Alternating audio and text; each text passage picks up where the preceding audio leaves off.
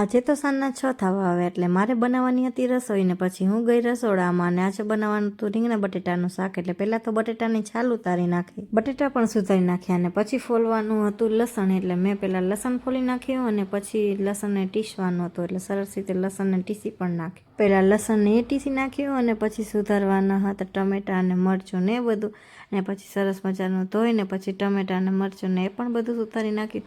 પછી વઘારવાનું હતું શાક. પહેલાં તો લસણ ટીસી નાખ્યું અને પછી ટમેટાને પણ બધું સુધારી લીધું ને પછી શાક વઘારવાની તૈયારી કરી. તેલ ગરમ કરવા મૂક્યું, એમાં રાઈ નાખી, જીરું નાખીને અહીંયા જો બટેટા પણ સુધારી લીધા હતા.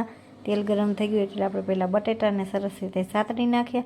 પહેલાં બટેટા સાતળીને પછી સરસ મજાનો શાકનો વઘાર પણ શાક વઘારીને પછી જો સરસ મજાના રીંગણા પણ સુધારી નાખ્યા અને શાકને થોડી વાર સરસ રીતે પાકવા દીધું અને શાક પાકી ગયું પછી આપણે ઉપરથી નાખી દીધા હતા રીંગણા નાખીને પછી એને પણ સરસ રીતે સાતળી નાખ્યા અને થોડી વાર એ બધું સરસ રીતે પાકવા દીધું અને પછી નાખવાનું હતું પાણી. એટલે આપણે જોઈએ એટલું પાણી નાખીને પછી કુકર કરી દીધું તું બંધ. એક બાજુ શાક વઘાર્યું અને બીજી બાજુ બાજરાના અને મકાઈના રોટલા કરવાના હતા એટલે તાવડી ગરમ કરવા મૂકી ને પહેલાં તો બાજરાના લોટનો લોટ બાંધીને પહેલાં તો બાજરાના રોટલા બનાવ્યા અને પછી મકાઈનો બનાવ્યો. રોટલા બનાવીને પછી બનાવવાનો હતો દૂધપાક. એટલે સરસ મજાનો જો દૂધપાક પણ બનાવી નાખ્યો. કોને કોને દૂધપાક ભાવે છે કોમેન્ટ કરી દેજો. દૂધપાક બન્યો તો સરસ મજાનું શાક પણ બનીને થઈ ગયું હતું તૈયાર.